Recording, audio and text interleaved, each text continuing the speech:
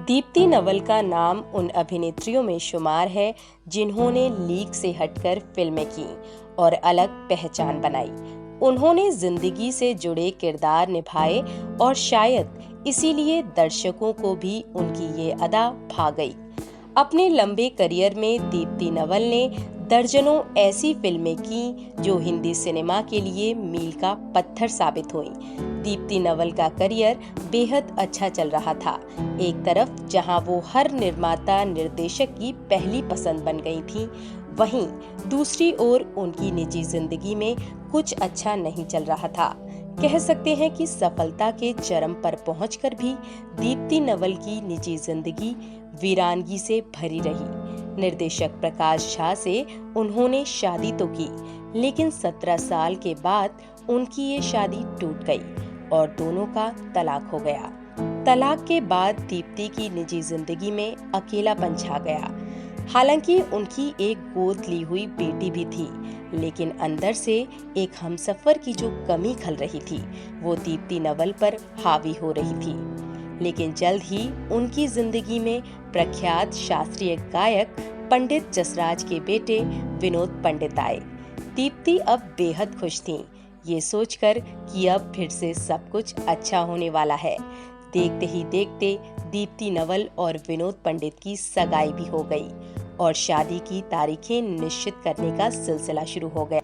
लेकिन किस्मत को शायद कुछ और ही मंजूर था। एक तरफ शादी तय हुई, वहीं दूसरी ओर शादी से पहले ही विनोद पंडित चल बसे। वो कैंसर के मरीज थे। विनोद पंडित के गुजर जाने के बाद दीप्ति नवल की जिंदगी में जैसे फिर से अंधेरा छा गया। प्यार में दो बार हार मिलने से दीप्ति टूट सी गई थी। उन्होंने खुद को संभाला और मन लगाने के लिए फिर से एक्टिंग की तरफ रुख कर लिया। दीप्ति ने विनोद पंडित की मौत के बाद फिर से शादी नहीं की और फिल्मों को ही अपनी जिंदगी बना लिया।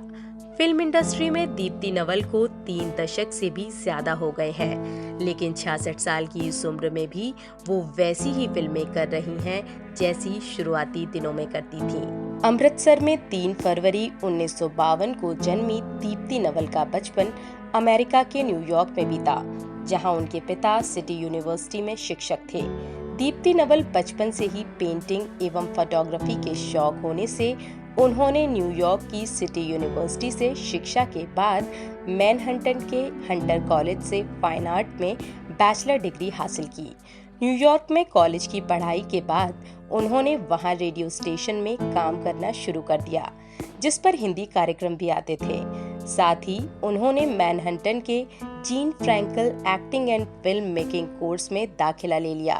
कोर्स शुरू करने के 1 महीने बाद ही उन्हें भारत आने का मौका मिला और इसी दौरान उनके एक्टिंग करियर की शुरुआत 1977 में फिल्म जलियांवाला बाग से हुई। इसके बाद उन्होंने निर्देशक श्याम बेनेगल की फिल्म जुनून की, लेकिन उन्हें लोकप्रियता 1980 में प्रदर्शित फिल्म एक बार फिर से मिली। अपने 4 दशक लंबे करियर में दीप्ति नवल ने लीक से हटकर फिल्में की और एक अलग पहचान बनाई। उन्होंने जिंदगी से जुड़े किरदार निभाए और इसीलिए दर्शकों को उनकी अदाकारी भा गई। जिन फिल्मों के लिए वह जानी जाती हैं, उनमें एक बार फिर अनकही, बवंडर, लीला, अंगूर, मिर्च मसाला, फिराक, चश्मे बददूर, कथा और साथ साथ जैसी कई फिल्में शामिल हैं।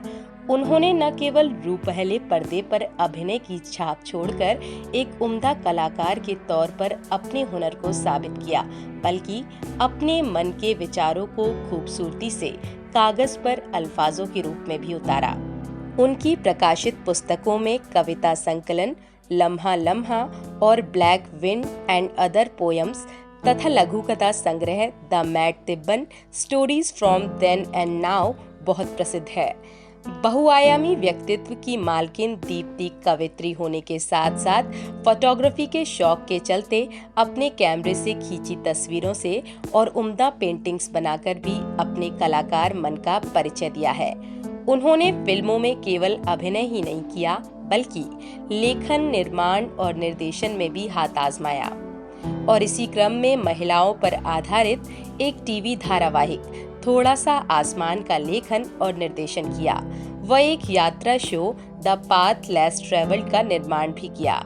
उन्हें संगीत से भी काफी लगाव है और वे खुद भी कई वाद्य यंत्र बजा लेती हैं। इसके अलावा हिमाचल और लद्दाख की पहाड़ियों में ट्रैकिंग भी दीप्ति के शौक में शुमार है।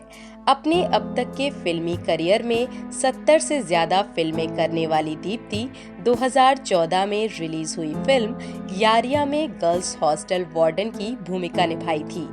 इस फिल्म से पहले वह साल 2013 में बीए पास और औरंगजेब में भी नजर आ चुकी हैं, जबकि उन्होंने एनिमेटेड फिल्म महाभारत 3D में कुंती के कैरेक्टर को अपनी आवाज दी है। दीप्ति कला के अलावा मानसिक रूप से बीमार लोगों के बारे में जागरूकता फैलाने के काम में भी लगी है और साथ ही वह लड़कियों की शिक्षा के लिए अपने दिवंगत मंगेतर विनोद पंडित की याद में स्थापित विनोद पंडित चैरिटेबल ट्रस्ट भी चलाती हैं।